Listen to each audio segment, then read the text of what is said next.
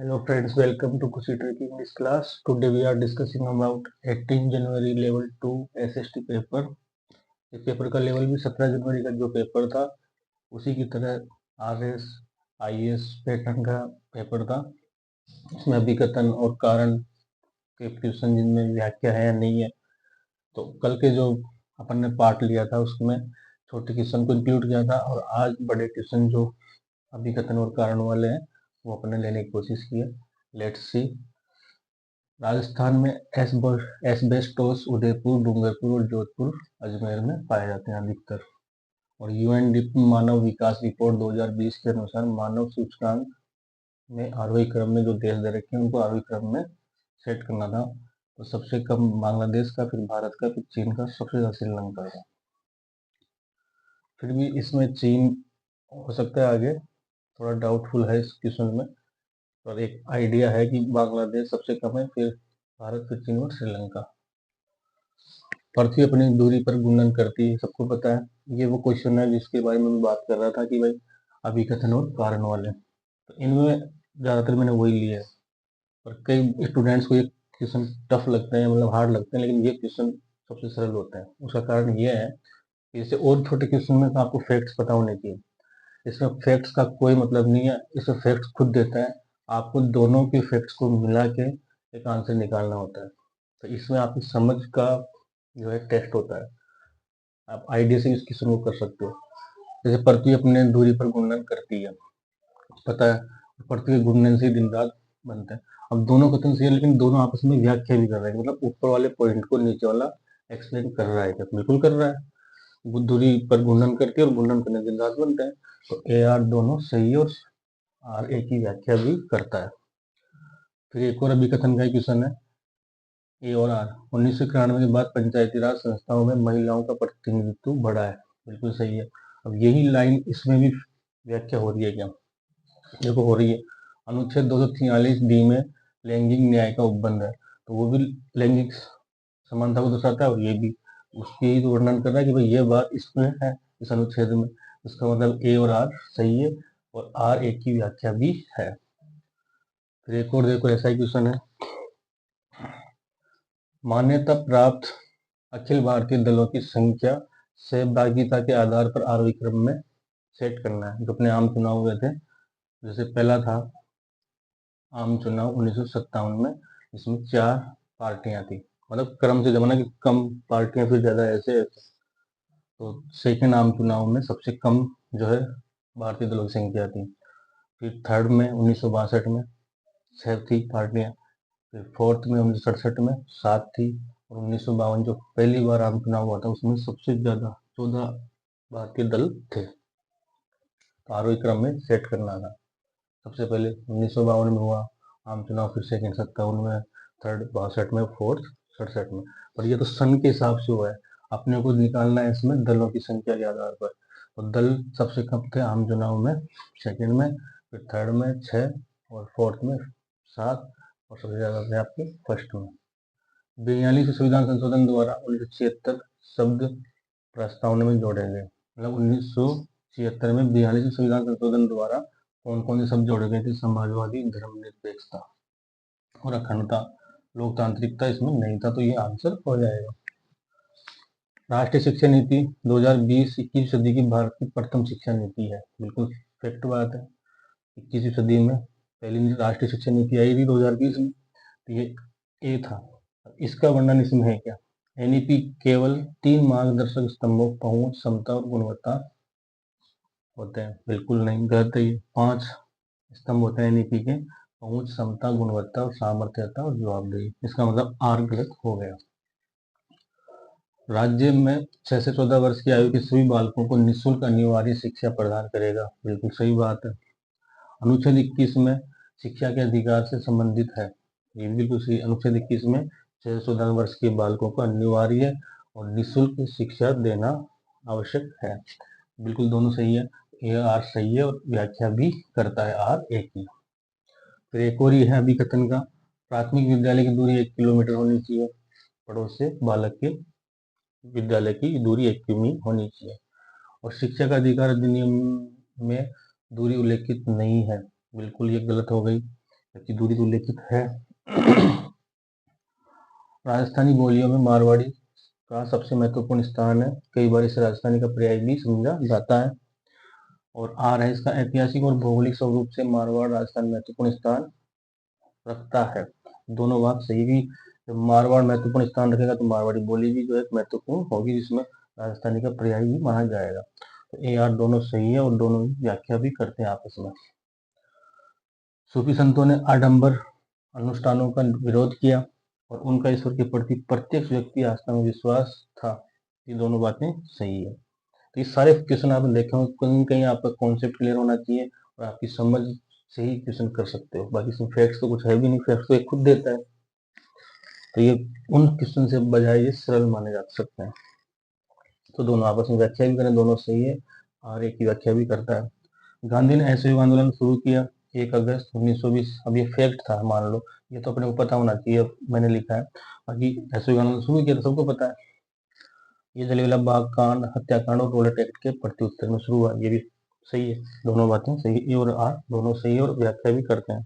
अब फैक्ट्स होता तो ये होता कि 13 अप्रैल 1919 को जलियांवाला बाग हत्याकांड हुआ था और रोलेट एक्ट कब हुआ था? 18 मार्च 1919। तो ये तीनों फैक्ट्स थे। जैसे अब ये अपने को याद होते भी नहीं भी होते, पर गांधी ने असहयोग आंदोलन शुरू किया और जलियांवाला बाग हत्याकांड और रोलेट एक्ट के प्रत्युत्तर में शुरू किया।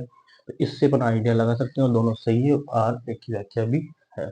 फैक्ट 1 अगस्त 1920 को शुरू हुआ था आंदोलन असहयोग और 13 अप्रैल 1919 को जलियांवाला बाग कांड और रोलेट एक्ट 18 मार्च 1919। फिर एक है ए अभिकथन, माध्यमिक शाखा के संस्थापक नागार्जुन थे। सही बात है। और आर है इसका मूल माध्यमिक कारिका इनकी पुस्तक है। और दोनों सही है क्योंकि इससे पता चल रहा है कि माध्यमिक शाखा की प्रवर्तक थे और माध्यमिक शाखा की पुस्तक है। तो दोनों सही है, ए और आर, और व्याख्या भी सही है। अब कुछ क्वेश्चन सूची वाले हैं जिनको मिलाना है। बंगाल एशियाटिक सोसाइटी 1784, कलकत्ता मदरसा 1781, संस्कृत महाविद्यालय बनारस 1791, स्थायी बंदोबस्त 1793। इनमें से एक भी आ रहा है तो आप फिर मैच कर सकते हो। नाइट्रोजन 78% है, ऑक्सीजन 21% है, ऑर्गन 0.93, कार्बन डाइऑक्साइड 0.03%। अब चंबल का जो है उद्गम कहाँ से होता है? मऊ के दक्षिण में मानपुर से, लोनी का अरावली श्रृंखला पुष्कर घाटी में नाग पहाड़ी से होता है, और बनास का खमनोर पहाड़ी, वेरो का मठ, बाणगंगा का बैराट की पहाड़ियों से होता है। अभी कुछ डेट है उनको मैच करना है। उद्देश्य प्रस्ताव 13 दिसंबर 1946, संविधान सभा में डॉक्टर राजेंद्र प्रसाद अध्यक्ष बनते हैं 11 दिसंबर 1946। प्रारूप समिति की रिपोर्ट 21 फरवरी 1947 को आई थी और भारत का संविधान अपनाया 26 नवंबर 1949। फिर कुछ अनुच्छेद को मिलाना है। विधि के समक्ष समानता अनुच्छेद 14 में, जीवन और व्यक्ति की स्वतंत्रता अनुच्छेद 21 में, कारखानों में बालकों का काम करने पर प्रतिबंध लगाना अनुच्छेद 24 में है, अल्पसंख्यकों के अधिकारों का संरक्षण अनुच्छेद 29 में है।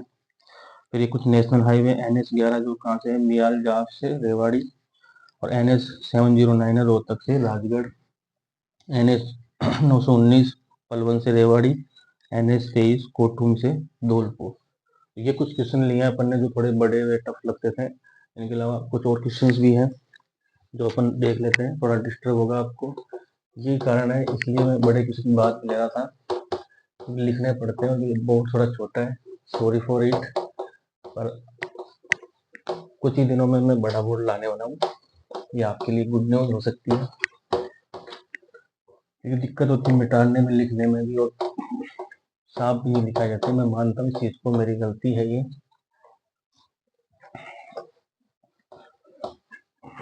Sorry for disturbing.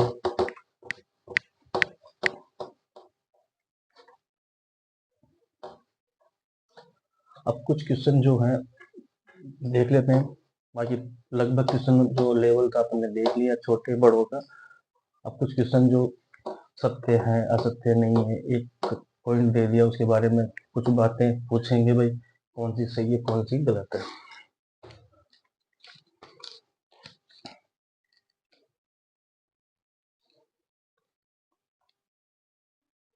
अब एक छोटे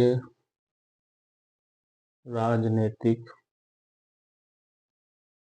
दलों की स्थापना वर्ष को काल क्रम में व्यवस्थित करो। कुछ पार्टियां छोटी जिनके कालक्रम को व्यवस्थित करना है, जैसे एम एन राय।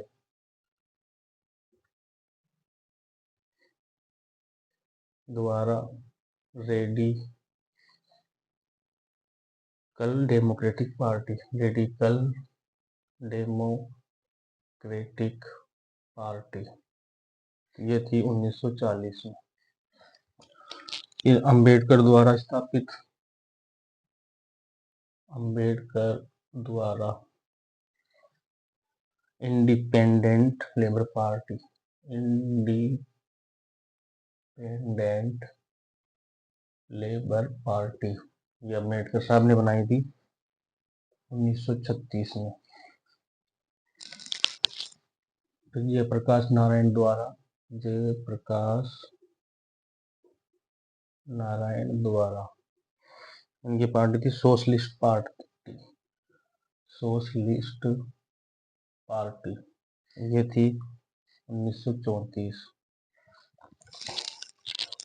फिर एक है M M Malviya, M M Madan Mohan, M M मतलब मदन मोहन मालवीय द्वारा, इनकी पार्टी थी हिंदू महासभा, हिंदू महासभा। तो इसका था आपके 1915। तो इस तरह से देखो ये नया पैटर्न है RSMB बोर्ड का, एक हर चीज का, चाहे वो रचनाएं हो, कोई पार्टी हो, कोई अनुच्छेद हो, कोई योजना हो, कोई राजा हो, कोई महाराजा हो, सभ्यता, सबको इसने जो है कालक्रम में पूछने का एक नया पैटर्न शुरू किया, एक अभिकथन और एक कारण। नोट करना है आपको। देखो D B C sorry D C B A, DCBA, क्योंकि कालक्रम में व्यवस्थित करना है आरोही क्रम में, तो इसका हो गया DCBA। सबसे पहले 1915 हिंदू महासभा, सोशलिस्ट पार्टी 1930, फिर लेबर पार्टी 1936, फिर आपकी डेमोक्रेटिक पार्टी 1940। फिर एक छोटा सा क्वेश्चन ले लेते हैं अपन। URL की फुल फॉर्म है यूनिफॉर्म रिसोर्स लोकेटर।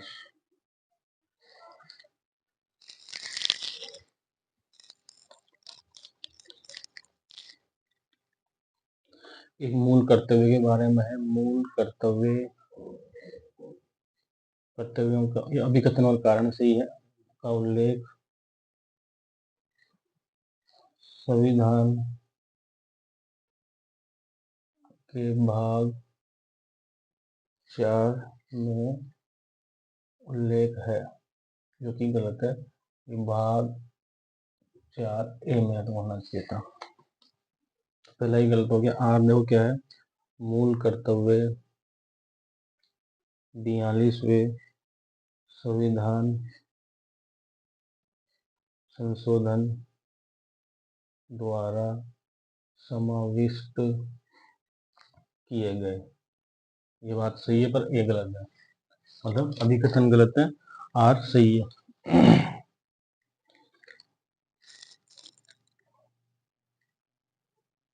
सॉरी, मैं इसमें थोड़ा गलत कर गया, इसमें अभिकथन नहीं है, 4 ऑप्शन थे, ABCD क्वेश्चन है इसमें, पर वैसे भी मैं कह सकता हूँ हो सकता है क्वेश्चन मूल कर्तव्यों की संख्या, जिसमें मैंने कहा सत्य सत्य पूछा है, तो मूल कर्तव्यों की संख्या 10 है, तो ये भी बात गलत हो गई, और ये B और A भी गलत है, केवल B सही है। 11 है अभी वर्तमान में, जो 86वां संविधान संशोधन द्वारा जोड़ा गया है 2002 में, 11वां, जिसको संपत्ति का मूल अधिकार बोलते हैं अपन। फिर है मूल कर्तव्य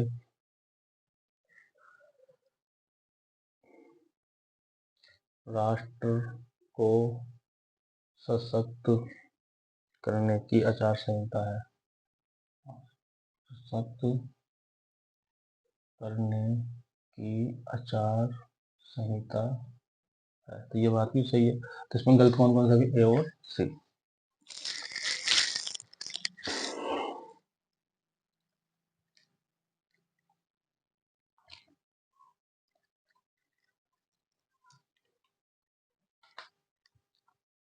एक है अभिकथन वाला, ये देख लेते हैं अपन। भारतीय संघीय प्रणाली में अखिल भारतीय सेवाओं द्वारा कतिपय सीमा तक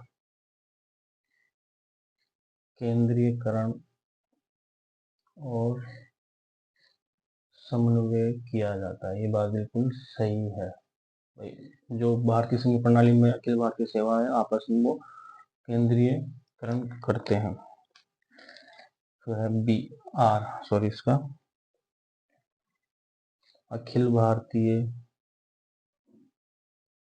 सेवाओं के सदस्य अधिकांश रूप से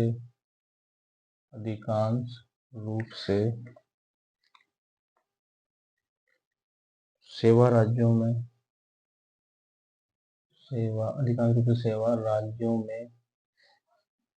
प्रदान करते हैं। ये भी बात सही है। जैसे IAS IPS होते हैं जो राज्यों में लगाए जाते हैं, तथा अवसर के अनुसार केंद्रीय सरकार में भी प्रतिनियुक्त किए जाते हैं। अवसर के अनुसार केंद्रीय सरकार में भी प्रतिनियुक्त होते हैं। मान लो राज्यों में लगाए गए IAS IPS, लेकिन कई बार वो अपने सेंटर में भी वापस बुलाए जा सकते हैं, प्रतिनियुक्त किए जा सकते हैं, मतलब डेपुटेट किए जा सकते हैं।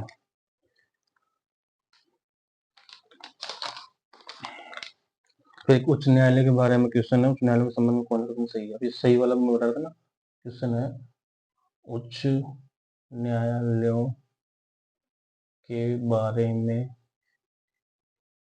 कौन सा कथन सही नहीं है।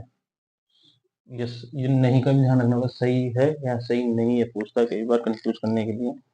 जैसे इसका एक ऑप्शन है कि भारत में 25 उच्च न्यायालय है, ये बात सही है।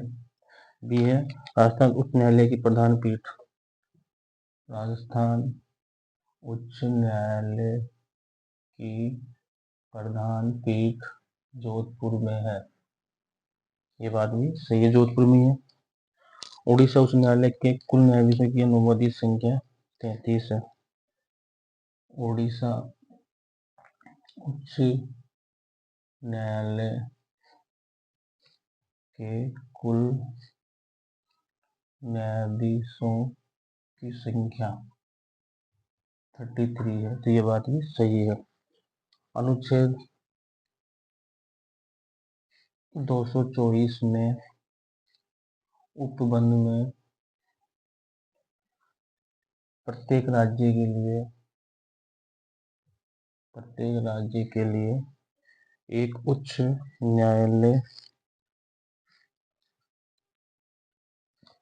प्रत्येक राज्य के लिए एक उच्च न्यायालय होगा, तो ये बात तो गलत है, क्योंकि इस अनुच्छेद 24 में तो कार्यकारी न्यायाधीश के बारे में है।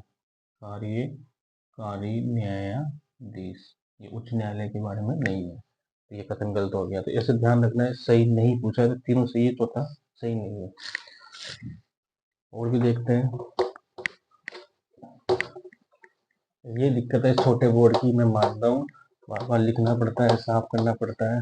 कोई नहीं, अपन एक लेवल देख रहे हैं पेपर का कैसा आया, डिस्कशन कर रहे हैं कोई आंसर की, तो अपन ने आपने यूट्यूब वगैरह से इधर उधर से देख ली होगी, पर अपने डिस्कशन कर रहे हैं कि ऐसे क्वेश्चन है जिनका ये आंसर हो सकता है। कोई क्वेश्चन मेरे से भी गलत हो सकता है, ऐसा कोई इशू भी नहीं है, तो ये अपने प्रैक्टिस कर रहे हैं।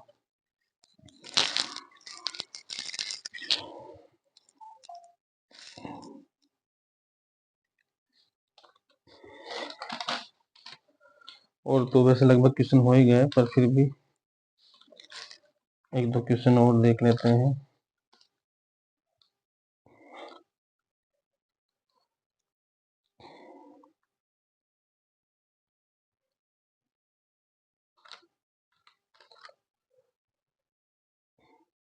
किसने निम्न को काल कर्म अनुसार व्यवस्थित करो। कुछ घटनाएं हैं, जैसे अवध में वेलेजली द्वारा शुरू की गई अधीनस्थ संधि 1801 से शुरू की थी इसने, वेलेजली ने। फिर एक मेरठ में विद्रोह। अब मेरठ में विद्रोह ये कब हुआ? 10 मई 1857। नवाब वाजिद अली शाह, नवाब वाजिद अली शाह पदच्युत अवध का विलय, पदच्युत अवध का विलय, मतलब पहले तो इसको पदच्युत किया और फिर इसका अवध का विलय हुआ था 1856 में। ये भी अपने को सबको पता है।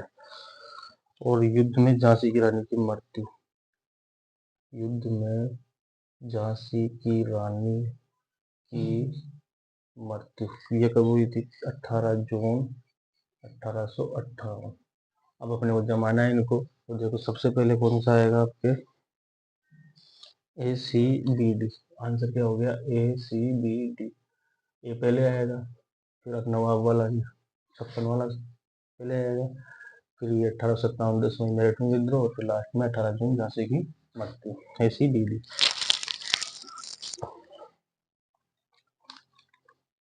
अब एक सभ्यताओं का है कि निम्न स्थलों की खोज को क्रम से व्यवस्थित करो। तो पहले था इसमें हड़प्पा। तो हड़प्पा की खोज हुई थी 1921 में। फिर है लोथल, लोथल की हुई थी 1954 में। फिर कालीबंगा,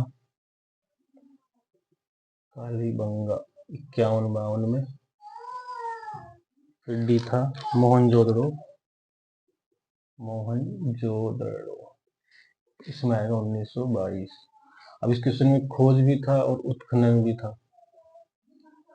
खोज और उत्खनन अलग अलग टाइम पे हुए हैं, पर फिर भी अपन खोज के हिसाब से भी करते हैं। तो देखो इसका ऑप्शन बनेगा सबसे पहले ए, फिर बनेगा डी, फिर बनेगा सी और फिर बनेगा बी। एक तो ADC भी बनेगा और इसको डिलीट भी हो सकता है, क्योंकि खोज और उत्खनन अलग अलग होता है। जैसे कालीबंगा में 66 तक आपके उत्खनन हुए थे, और एक आपका इनमें भी सब में अलग अलग टाइम पे हुए थे। उत्खनन अलग है और खोज अलग है।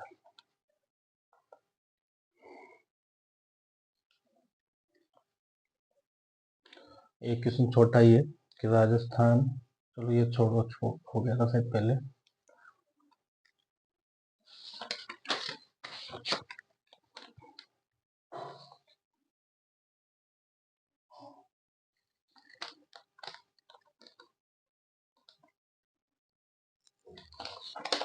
दुर्ग वाला एक सूची फर्स्ट और सूची सेकंड, बस अब तो कुछ ही क्वेश्चन बचे हैं, 2-4 मान लो।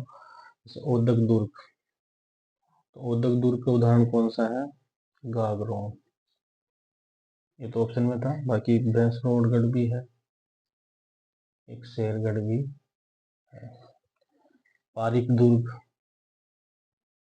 इस चारों तरफ खाई हो, जैसे जूनागढ़ है और भरतपुर भी है, ऑप्शन में जूनागढ़ था।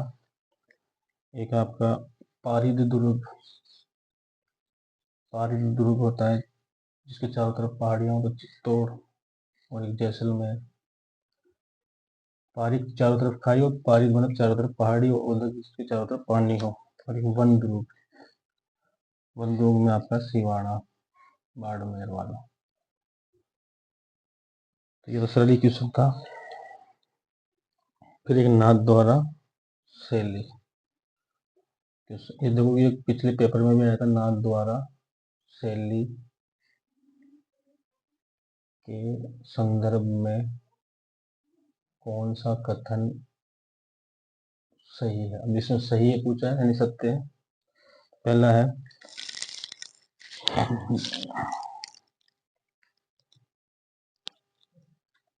इस प्रकार की चित्रकला के उदाहरण चोखेलाव महल में देखे जाते हैं। चोखेलाव महल में देखे जाते हैं, तो ये बात गलत है। चोखेलाव महल तो जोधपुर में है, जबकि ये नाथद्वारा शैली मेवाड़ में है, तो ये पहले ही गलत है। सही पूछा है इसने। ये उदयपुर और ब्रज शैलियों में मिश्रण है। ये उदयपुर और ब्रज शैलियों का मिश्रण है, तो ये बात तो सही है, क्योंकि उदयपुर के क्षेत्र में तो है ही है। नाथद्वारा चित्रकला के प्रमुख चित्रकार रामचंद्र और नारायण है। रामचंद्र और नारायण है, ये बिल्कुल सही बात है। नारायण और रामचंद्र ही है। और लघु चित्र भी नाथद्वारा शैली के मुख्य रूप है। ये गलत है, इसमें लघु चित्र का कोई मतलब नहीं है। बी और सी सही है। तो इस तरह के क्वेश्चन भी थे। कुछ आमनी ख्याल का और 1-2 प्रश्न नहीं, अब तो बस लास्ट है अपने एंड करने वाले क्लास को। ये ज़्यादा बढ़ेगी, आप नहीं देख पाते हो, मैं समझता हूँ इस चीज़ को। Time is valuable for everybody, time is money, time is Honey. इसलिए आपके समय की बाध्यता को देखते हुए बस लास्ट क्वेश्चन है। कुचामनी ख्याल के बारे में कौन सा कथन सत्य है? इस ख्याल को प्रख्यात लोकनाट्यकार लच्छीराम द्वारा शुरू किया गया। इस ख्याल को प्रख्यात लोकनाट्यकार लच्छीराम द्वारा शुरू किया गया। बिल्कुल सही है। लच्छीराम एक दूलिया राणा, जिन्होंने इनको और प्रसिद्धि दिलाई थी। ये ओपेरा शैली के समान है। ये ओपेरा शैली के समान है, ये बात भी सही है। ए और बी दोनों सही है। महिला पात्रों की भूमिका महिलाओं द्वारा निभाई जाती है। महिला पात्रों की भूमिका महिलाओं द्वारा निभाई जाती है, ये बात गलत है। महिला पात्रों की भूमिका तो इसमें पुरुष निभाते हैं। इसमें नर्तक और गायक दोनों होते हैं, ये बात गलत है। इसमें केवल नर्तक ही होते हैं, गायक नहीं होते हैं, तो ए और बी ही सही है। फिर एक सूची फर्स्ट और सूची सेकंड भी ले लेते हैं। शैतान सिंह बाणासुर के शहीद कहलाते हैं। तो इनको परमवीर चक्र मिला था। परमवीर चक्र। अल्लाह जिल्ला बाई, इनको क्या मिला था? Court singer award. मतलब इनके अवार्ड ही पूछे हैं इसने। विजयदान देथा, इनको मिला था केंद्रीय साहित्य अकादमी अवार्ड। फिर विशु मोहन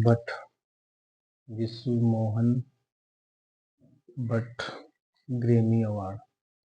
अब ये अवार्ड ऐसे तो पूछे नहीं, इनके डेट्स के भी पूछ रहा था, देखो ऐसे पूछ सकता था। इनको मिला था 1963 में, मरणोपरांत शैतान सिंह को परमवीर चक्र। Court singer award BBC London द्वारा दिया गया था इनको, BBC लंदन द्वारा। ऐसे पूछ सकता है अल्लाह जिल्लाबाई को।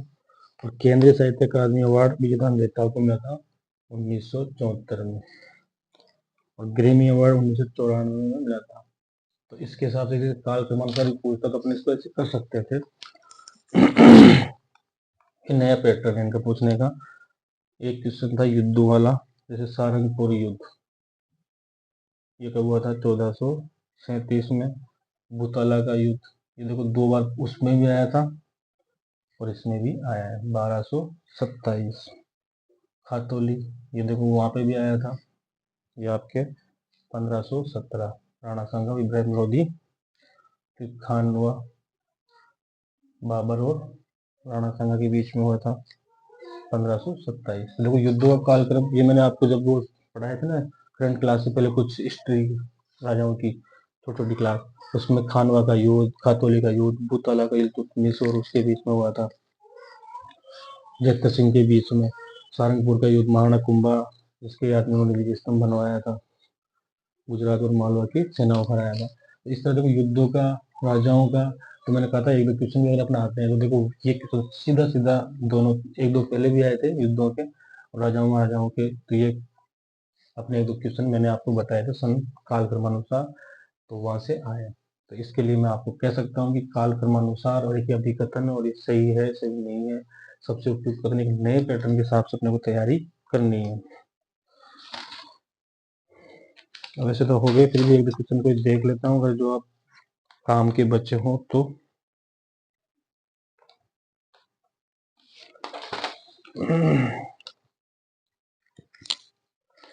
चलो एक क्वेश्चन योजनाओं का भी देख लेते हैं। स्टार्टअप योजना, स्टार्टअप योजना 16 जनवरी 2016। प्रधानमंत्री मुद्रा योजना, ये है आपके 8 अप्रैल 2000। वो योजनाओं को भी इसने कालक्रम में पूछा है। प्रधानमंत्री गरीब कल्याण रोजगार अभियान, प्रधानमंत्री गरीब कल्याण रोजगार अभियान, रोजगार अभियान, ये है आपके मार्च 2020। दीनदयाल उपाध्याय, दीनदयाल उपाध्याय ग्रामीण कौशल योजना, ये थी आपके सितंबर 2014, सितंबर 2014। तो ये योजनाओं को भी देखो कई क्वेश्चन आए हैं। एक लास्ट क्वेश्चन बस और देख लेते हैं अपन, अधिनियम का है, कौन सा अधिनियम कब आया था, बस लास्ट है, फिर एंड करते हैं।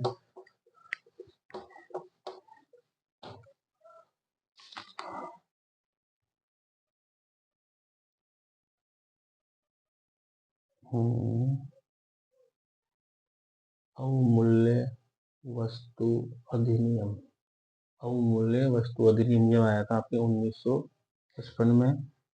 फिर है उपभोक्ता संरक्षण अधिनियम, ये 1986 में। कृषि उत्पाद अधिनियम, कृषि उत्पाद अधिनियम, ये आपके आया था 1937। खाद मिलावट प्रतिषेध, खाद मिलावट प्रतिषेध अधिनियम, ये आपके आया था 1954। तो ये अधिनियमों का भी कालक्रमानुसार में पूछा है।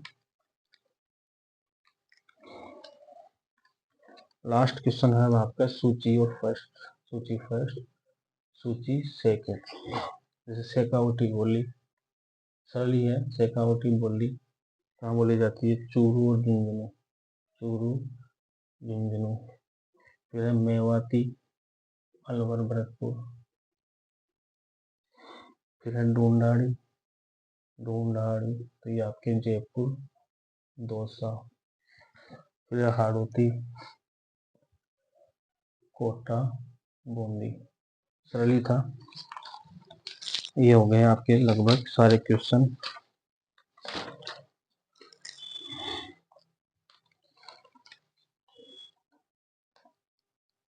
दो क्वेश्चन और देख लेते हैं, क्योंकि अच्छे क्वेश्चन है इसलिए कह रहा था मैं आपको, सरल भी है अच्छे भी है। सूची फैसे से कर्नल राज्यवर्धन राठौड़, ये बस गेम ही मिलाने थे। तो ये किस में है? आपके निशानेबाजी में। और अवनी लेखरा, ये है आपके पैराशूटिंग। और देवेंद्र झाझड़िया, देवेंद्र झाझड़िया, ये आपके हैं भाला फेंक। ये है मेजर दलपत सिंह, मेजर दलपत सिंह शेखावत, ये थे आपके पोलो से।